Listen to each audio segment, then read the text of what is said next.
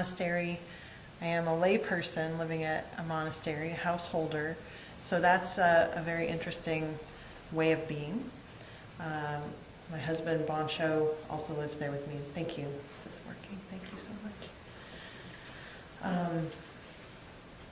But I do get the opportunity to come here to Corvallis. Thank you for the invitation, and it really is just a mutual benefit, I think. I have a real heart connection with this community, and so it's nice to see the familiar faces and some folks I don't know yet.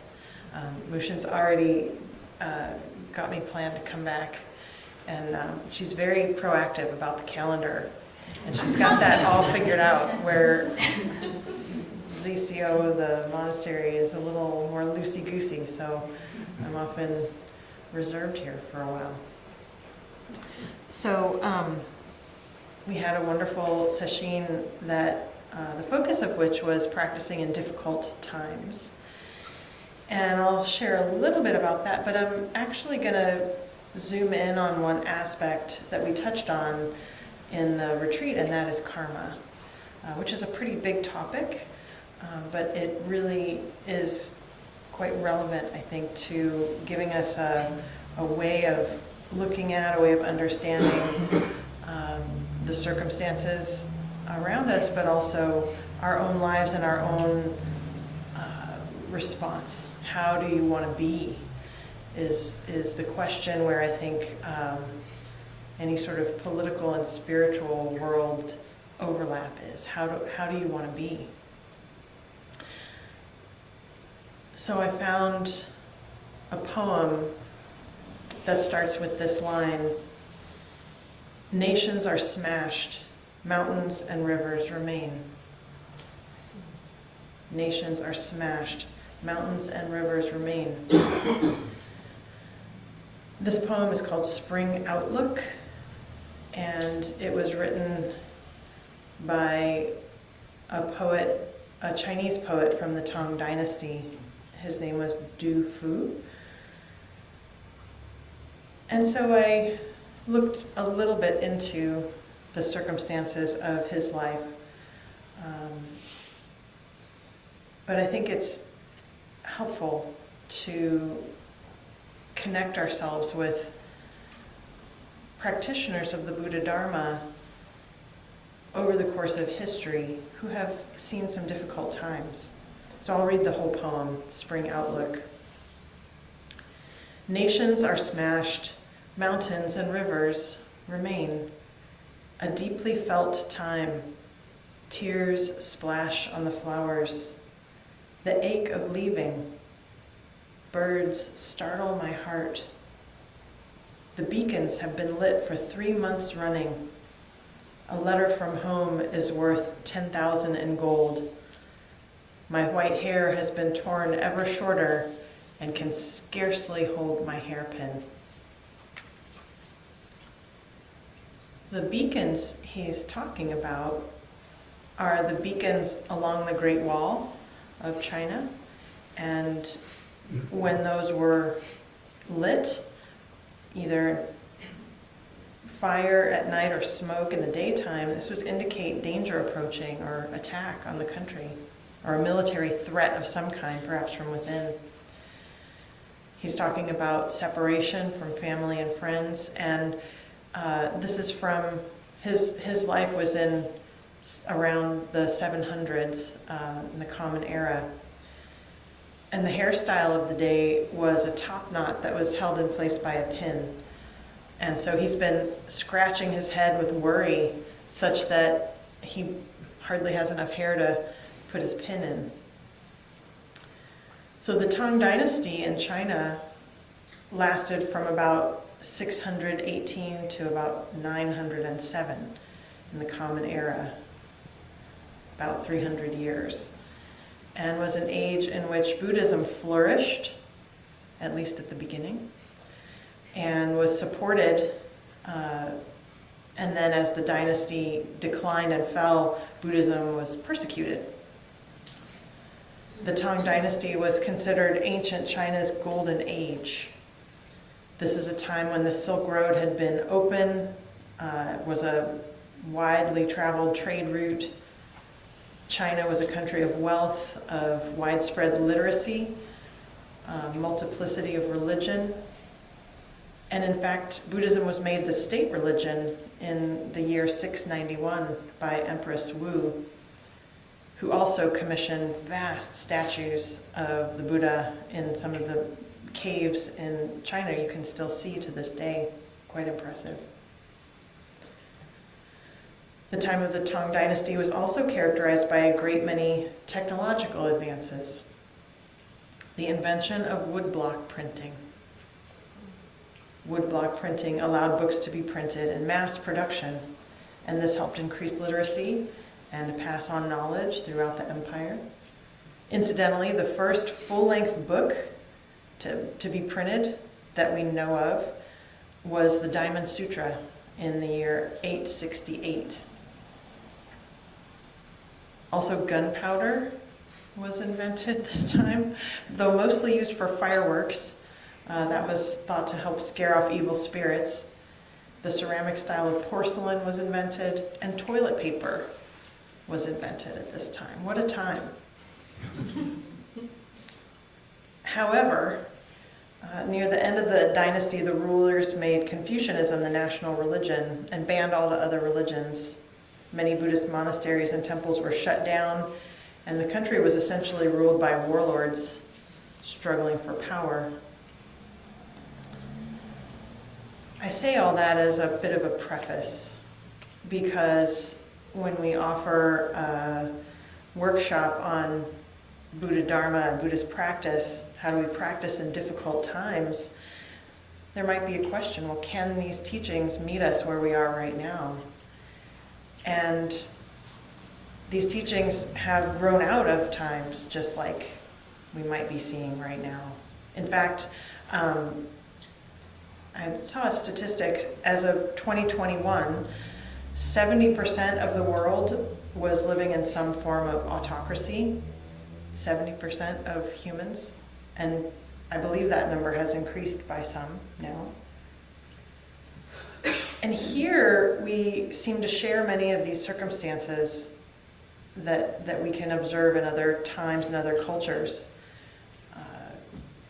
Technological advances that change everything. Communication advances that change everything. Inventions of medicine, destruction. And here we are now polarized politically, and not just between red and blue, but within red and blue.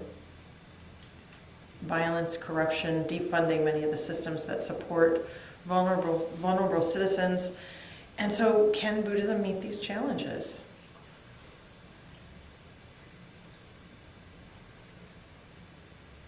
So most people who have practiced the Buddha way have lived in countries with emperors or kings. They may have been capricious rulers. They may have been wise rulers. There was often extreme wealth inequity in these countries, these times. So it's been road tested. And yet, here we are, and here it is. We are the ones who will bring it alive, who will be able to see if it can meet the circumstances of our lives.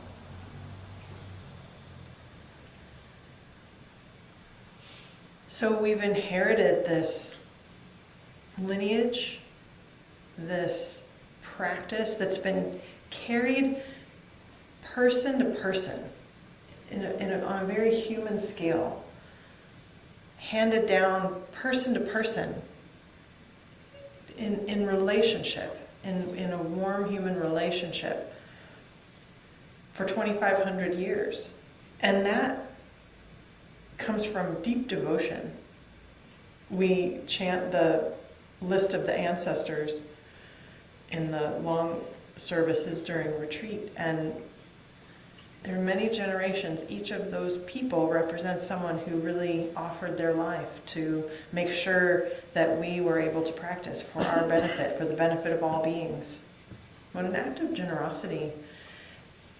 Mushin and I had done a pilgrimage in China some years ago, and at one of the places we went, this temple had spent 800 years, a whole project, 800 years of carving Buddhist sutras into these giant stone tablets about this big.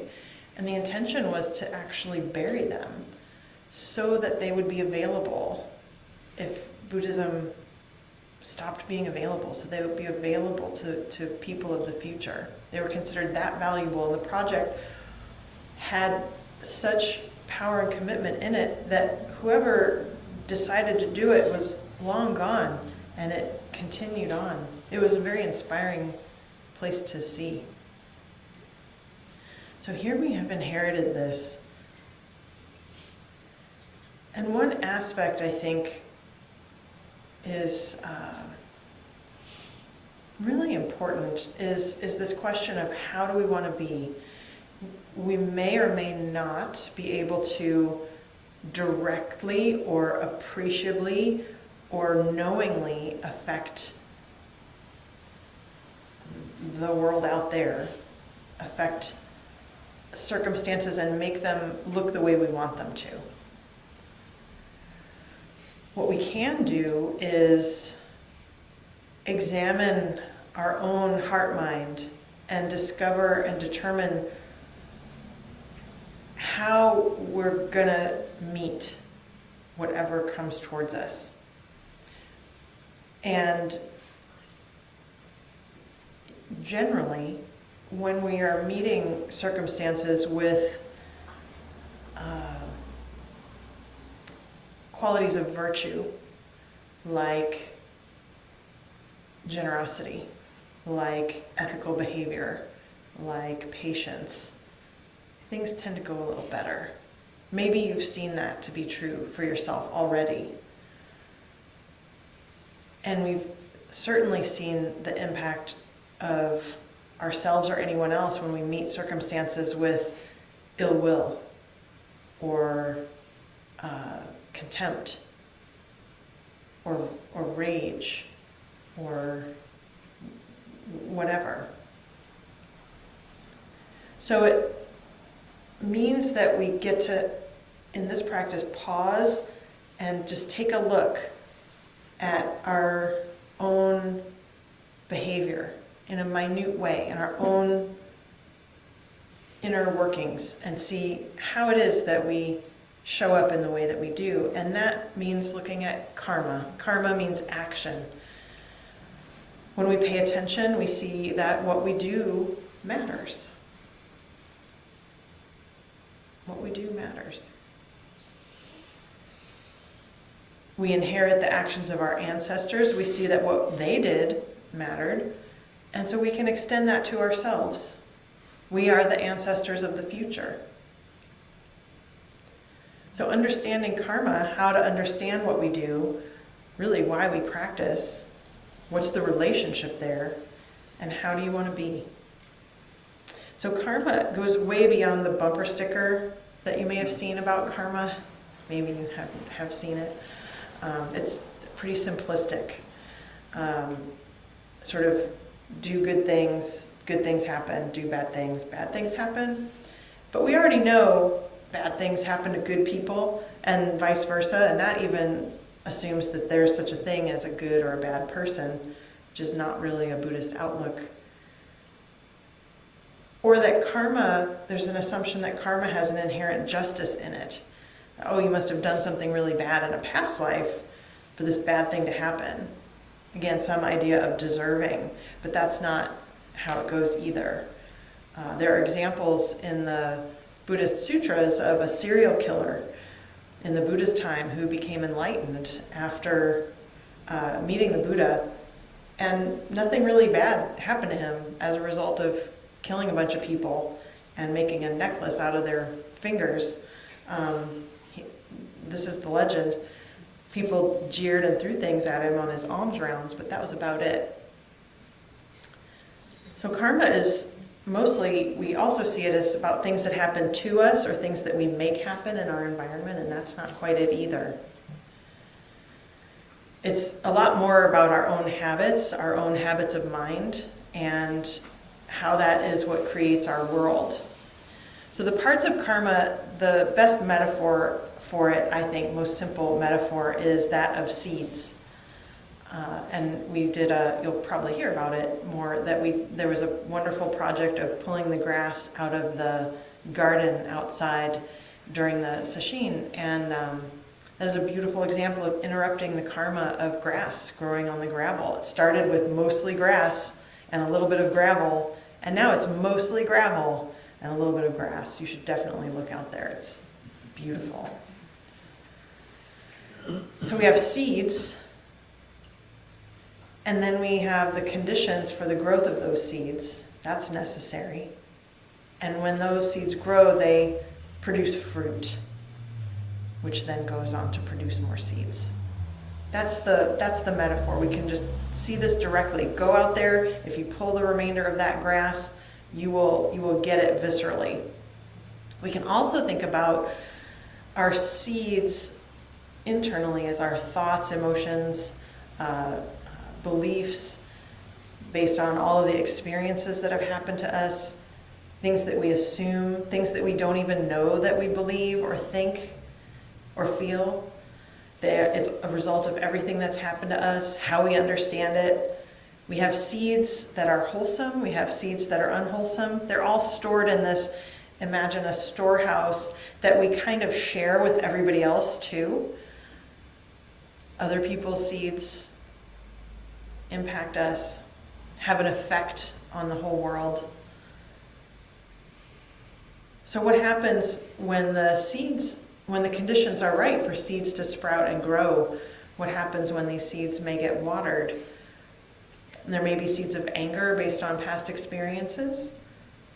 I shared about an example of this when I was on a first retreat, and it was a silent retreat, and we were eating outdoors, and instead of having the usual lunchtime chit-chat, it was just quiet, and this woman across from me was eating so loudly, I became enraged. She was, chewing with her mouth open, and I just was completely disgusted and didn't have anything I could do about it other than just look at it with practice, which was brand new to me at the time.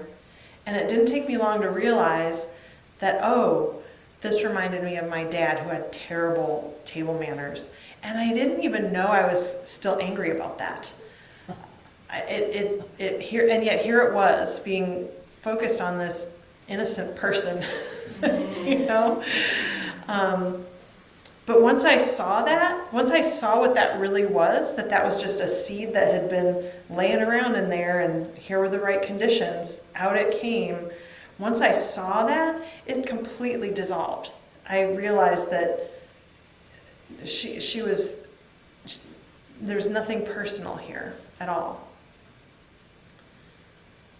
And on our retreat, we were able to take a moment to examine the seeds of our own emotions and thoughts and beliefs about this current situation in our country. We took some time for journaling.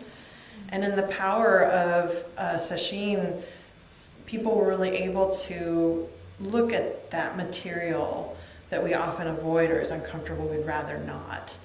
And gave it a little bit of light of day, and helped examine or just do a little bit of an inventory of the seeds that are in there, which is really helpful.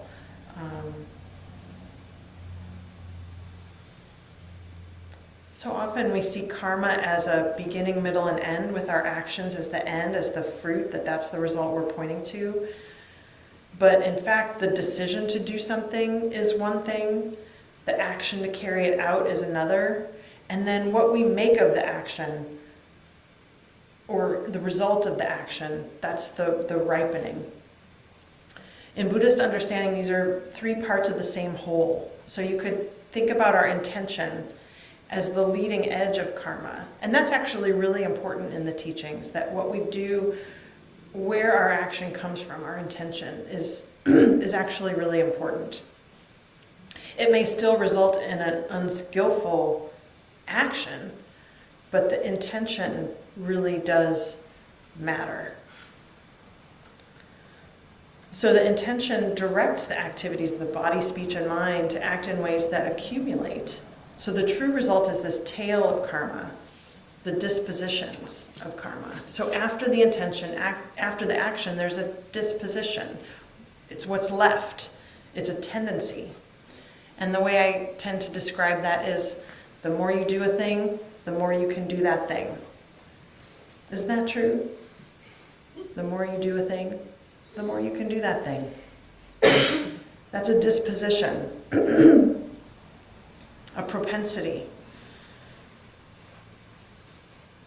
It's also a sense of self. We can make a little bit of a sense of self about that. So I'm the kind of person who, fill in the blank. Or that's just how I am. Or I'm not very organized. Or I have a temper. Or I can't stand hearing chewing noises. That's just a story. That's just a conclusion to be drawn from some habit energy may not be true.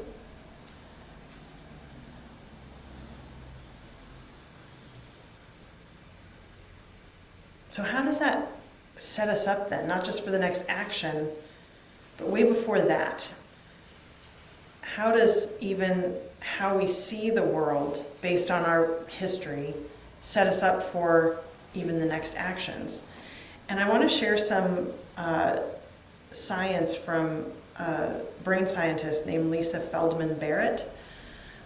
She has studied the brain. She sees the brain as a prediction machine, that we react not to what we see, but to what we have seen.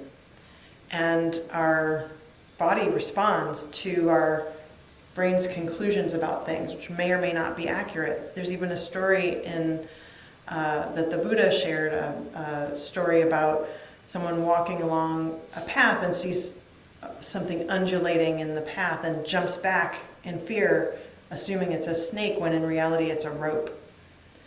And this is how our perception informs our action before we even know it.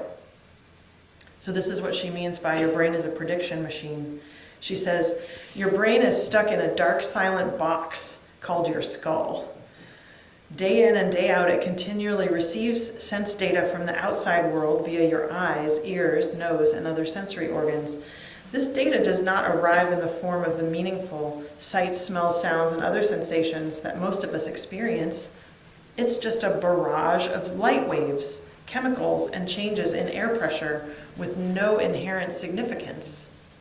It's empty, as we would say in Buddhism. Faced with these ambiguous scraps of sense data, your brain must somehow figure out what to do next. And this is about keeping your body safe and taking care of it. It's responding to those cues for survival. She says, your brain can draw on your lifetime of past experiences, things that have happened to you personally and things that you've learned about from friends, teachers, books, videos, and other sources. In the blink of an eye, your brain reconstructs bits and pieces of past experience as your neurons pass electrochemical information back and forth in an ever-shifting complex network. Your brain assembles these bits into memories to infer the meaning of the sense data and guess what to do about it. Your past experiences include not only what happened in the world around you, but also what happened inside your body.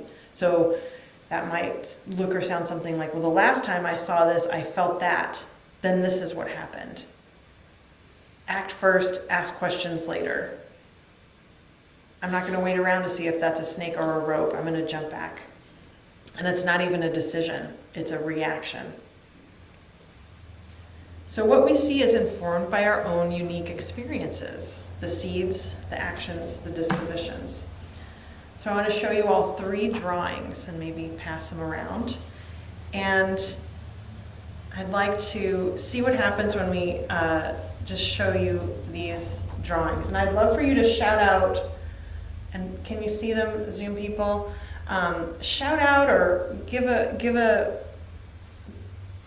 guess about what this is. Let's have some audience participation, please. Antenna. Antenna, good. Tree. Tree, excellent. Head with hair. Head with hair. Those things you blow on and they Oh, yes, one of those little glowy things, and yes. Microscopic. Dandelion. A peacock. Microscopic fungus, what? Sporulating, yes.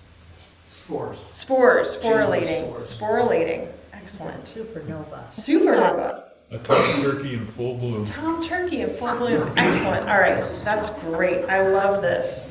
Okay, I got 3 of these. This will be fun. Here's another one. What's this? What's it? A spigot.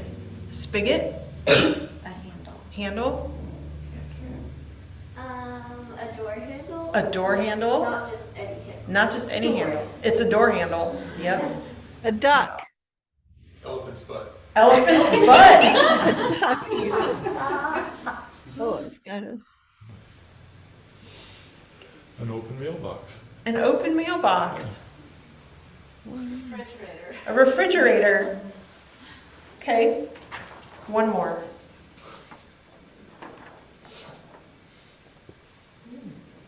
Volcano. Like a lighthouse. Lighthouse. Bowling alley. Bowling alley. Volcano. Volcano. Over here. It looks like surfboards, Surfboards. like at the bottom. Mm-hmm. Nuclear cooling tower. Nuclear cooling tower. Any more? Looks like a skier getting ready to go down. Skier getting ready to go down. Yeah. Yeah. What's Hershey Kiss. Hershey Kiss? Swift's returning to the chimney. Swift's returning to the chimney. All right. Very nice. I would assume many of these guesses were based on past experience of some sort, something you learned, something you've seen, something you've experienced, right? So let's see what happens when we give your brain some more information. This is a spider doing a handstand.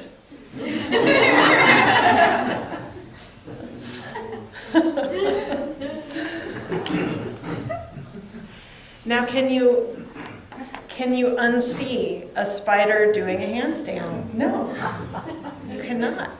This is now part of your karma. This is, you are forever changed by this data. This is a submarine going over a waterfall. Of course. And you were right. This is a skier about to go down a ramp, and that's the crowd at the bottom. Instead of up, it's down. Yep, it's down. Yeah.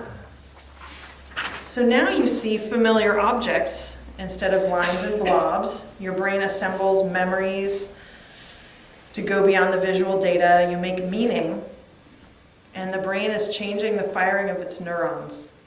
So now, even though you have never seen a spider doing a handstand, now you know your brain is making that leap. The lines and blobs have not changed, have they? But you have. So what we see and how we interpret reality, then how we feel and what we think and how we respond, all of this can be seen as the storehouse consciousness. And when conditions come together to water some of those seeds, they ripen. And our propensities emerge to be strengthened propensities. If we keep the grass out there and do not pull it out, it will go to seed, and there will be a very clear propensity to grass.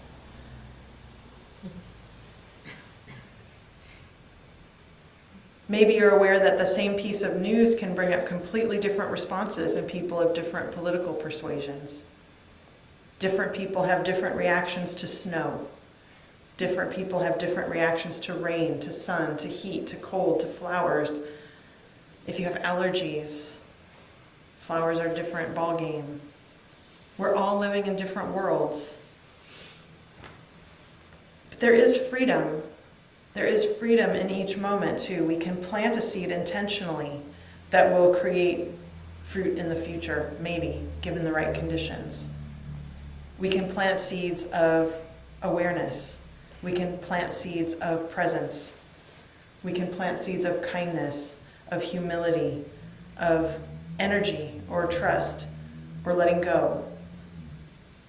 And this is why we practice, and so many of these kinds of seeds are embedded in each of our practices. The bows that we do, it's a practice of humility. It's a reminder to put down our thinking mind and acknowledge that there's just something so much larger than who we think we are. We stop, we learn how to examine the mind, slow down enough to see our own propensities of mind, the seeds that have been planted, the seeds that are growing, and plant new seeds. So these kinds of virtues can be grouped in lots of different ways. And one of the primary groupings is called the paramitas, or the perfections. So that list is a 6-virtue list: generosity, ethical conduct, diligence, which is sometimes, I prefer the translation, joyful action, patience, meditation, and wisdom. And we all already have these seeds. The more you do a thing, the more you can do that thing. So we have to practice doing the thing. And our actions also help create a favorable environment for the growth of these seeds. And a temple like this is one of those environments. It's a hothouse for our seeds of virtue. So one of the things we did was practice with gratitude. I find that even before any of the virtues of the paramitas that I listed, it can be really helpful to prepare the ground with gratitude. It's much easier in some ways. It's kind of like, the way I experience it, it's like eating a snack before you go to the grocery store. So you don't want to just buy all the food there. Practicing gratitude helps us feel kind of full, so that we can be a little more open to generosity. So those are two sides of the same coin: gratitude and generosity. And the beauty of the paramitas is that they're all embedded in each other. That it's a deep act of generosity to engage in ethical conduct. What a beautiful act of generosity. Just to follow the precept of non-stealing. I was in Seattle one time and had a long day. Went to a baseball game with my mom, which was great. It was hot that day, and made it all the way back to the hotel before I realized that I had left my purse in a Starbucks in Seattle. Yeah, scary. I had to find the one that we were at, and made this call, and it was just about to close. And the person who answered the phone said, "Yeah, we have your purse. It's right here behind the counter." I found it and I took it right back here, and what a relief. And she said, "Actually, where are you? I'm just about done with my shift. I'll bring it to you. I'm headed that way." And she brought it to me. Not only did it not get stolen, but here's this person doing this beautiful act of generosity that saved me untold amounts of, difficulty, inconvenience, had someone stolen that. So here instead is just the simple generosity of ethical conduct, the generosity of diligence, the generosity of patience that we might have with each other, and the meditation that helps us practice that, the wisdom to have a clear view on not just our seeds, and this is an important aspect of practicing in a difficult time the way we are. If these kind of seeds, the storehouse consciousness works in us, then guess what? It's working in everyone we see. That everyone we see has come by their behavior in the same way, with their experiences and what they've been exposed to and their beliefs. All of that has watered and flourished the seeds that result in what they think they're doing. Skillful, unskillful, harmful, unharmful. So how do you want to be, given all this? That's really what we have, our territory here. And the importance of spiritual practice in being the ground from which our actions flow. I shared about the example of Gandhi, who most people know as a brilliant activist who was the leader of the India's independence movement from the British. But what you might not know is that he really saw himself first as a spiritual practitioner.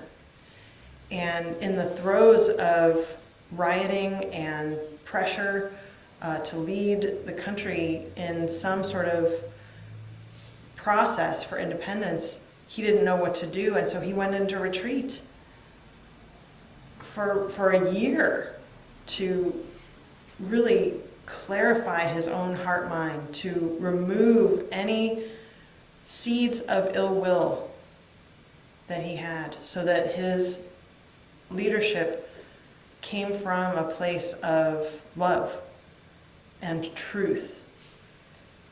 And he held fast to that truth in whatever he did, and it didn't matter how long it took for him to come from a clear view and an open heart. And it was powerful.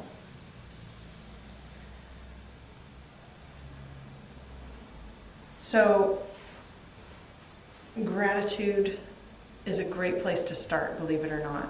Many of the people in the retreat did not believe that at first. It seems Pollyanna, in fact, doesn't it? Just practice gratitude. It's not about feeling better, it's about seeing clearly. We often take for granted many of the things that we receive in this life. We often take for granted just the simple fact of our life. Or we might point our gratitude, and this is a good place to start. Notice our gratitude for the things that are going well, for things that are going the way I would like them to. The other deep teaching about this practice, and see for yourself, everything's impermanent. So whatever's going the way you want, that's going to unravel. So how do we maintain a stability of gratitude? How can we perhaps have gratefulness for things that haven't even happened? I didn't get in a car accident today. How great is that? Or, as Thich Nhat Hanh talks about, the non-toothache. We have such a relief if we have a toothache that's then taken care of and we don't have that pain anymore. But most of the time we walk around without a toothache and we're not even glad. If you lost your vision all of a sudden and then got it back, what a joy. What a joy it is to just have eyes that can see. But the challenge, the black belt challenge, is to be grateful to everyone. To allow difficult people to help us cultivate the seeds of patience and the fruit that is patience. And that doesn't mean being a doormat. That doesn't mean not taking action when action is warranted. But it does mean being able to choose our action, to be able to choose our response, and have it come from a place of clarity. To be coming from a place of generosity. The sign we carried said, "For the sake of all beings." We went to the rally, was that yesterday? It seems like 8 million years ago now, but it's just yesterday. For the sake of all beings. What a attitude of generosity. And that's a way to practice. We could carry that sign anywhere and everywhere. Anything we do could be for the sake of all beings.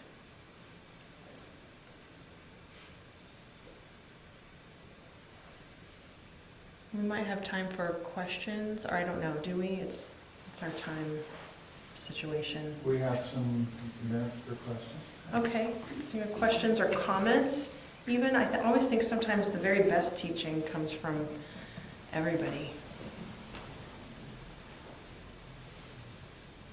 maybe people who are in the session, some observations on karma or gratitude practice that you might want to share, or not. It's a school night.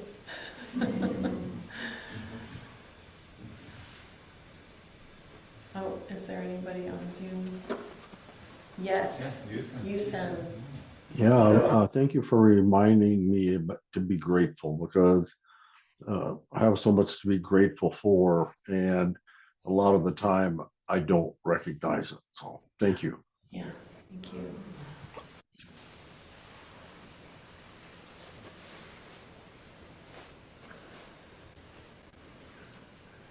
You gave the example of observing the woman chewing Yeah. loudly, Uh-huh.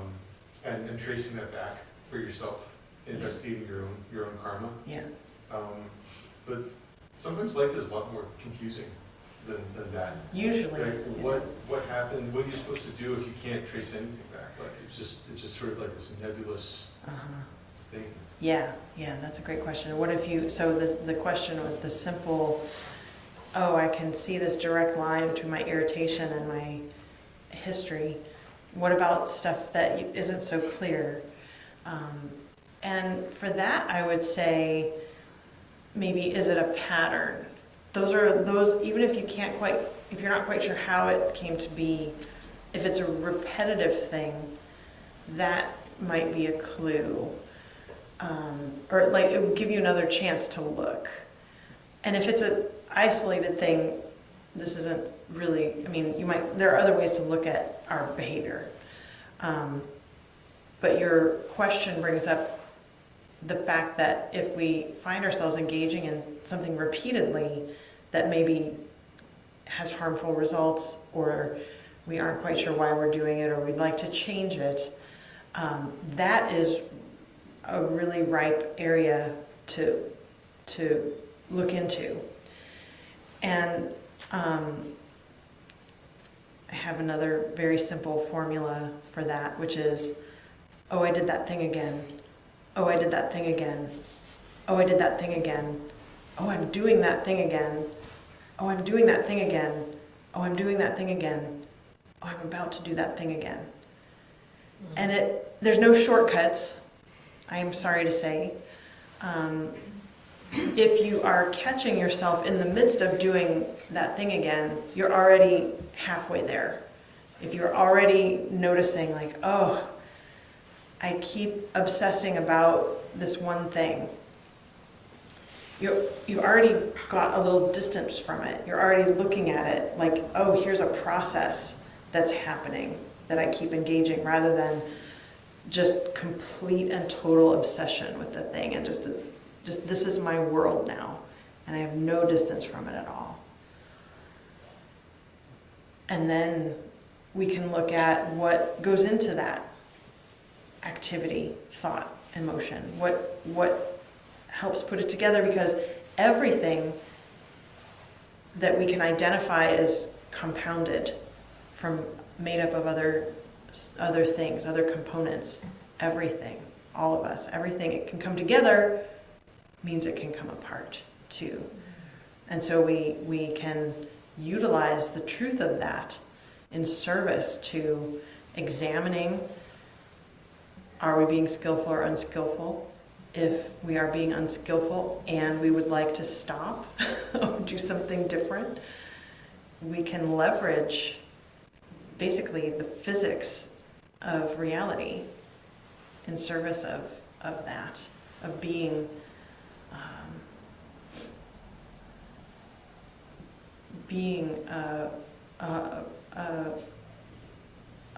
a way that wholesomeness emerges into this world. And it does make a difference. I don't know if that quite meets your question, though. It's good enough for now. All right, great. Let's keep talking about it.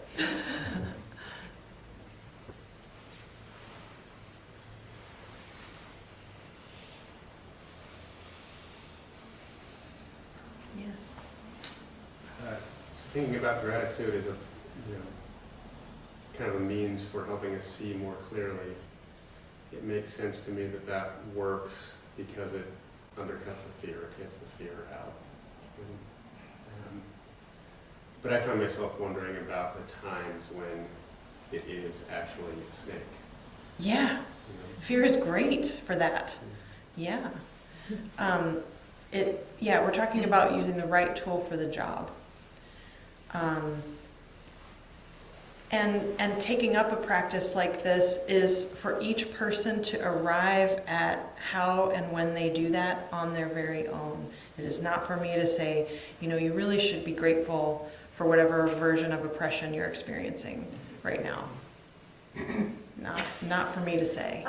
But it is, we have known there are exemplars who have done just that, who have transformed whatever their circumstances into a blessing for the world. Gandhi was thrown off a train in a fit of racist violence in South Africa, and he was beaten because he wouldn't leave a first-class compartment. And he transformed that into liberation, not just for him, but for all of us. We still are impacted by the power of his practice and his insistence on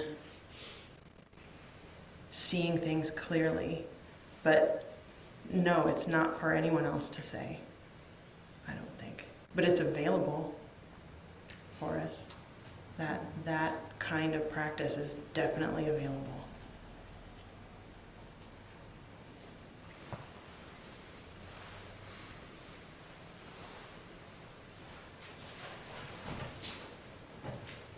I have a perspective on that. What if the snake is really a snake? In that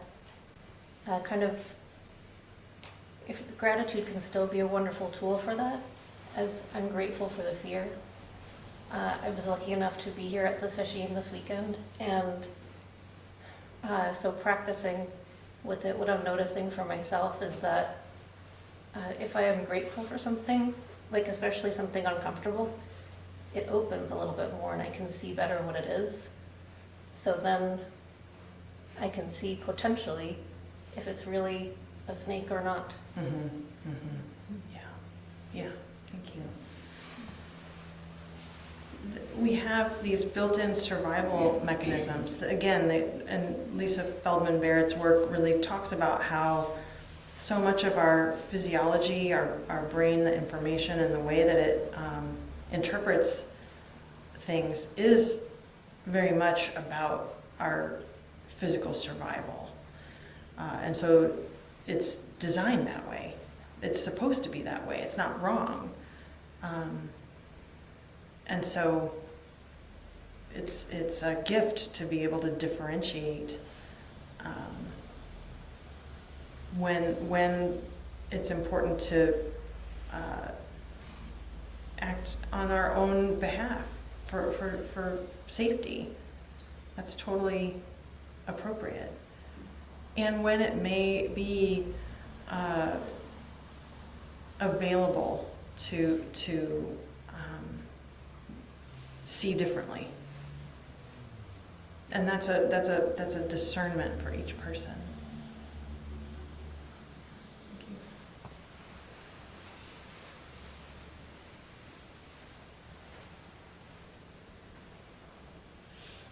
All right. Did you have a question? Yeah. I do. I think I've come across this. I have her work. And oh, I say him?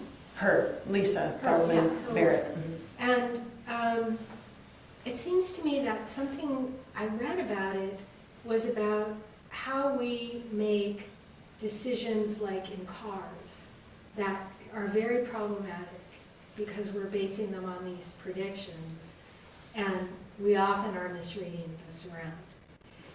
And I'm interested in the problem of speed.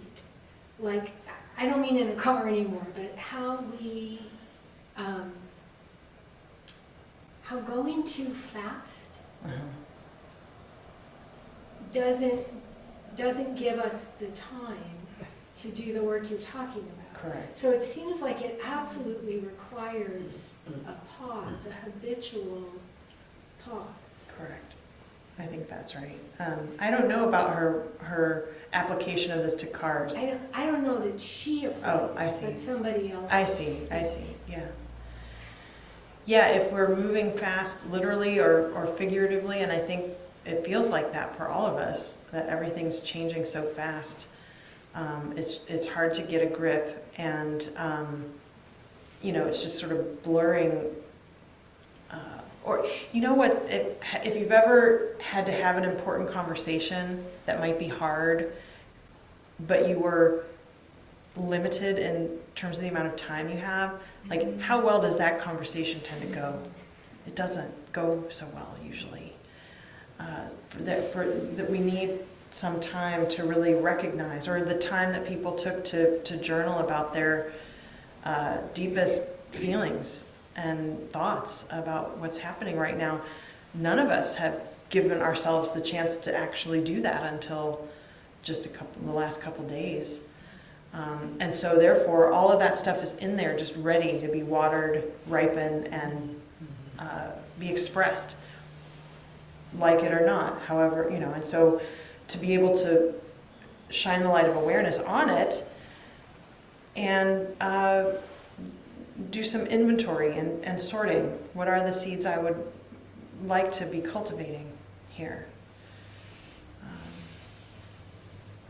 It does take time. It takes real time. It's analog. Yeah. There's no microwave for this.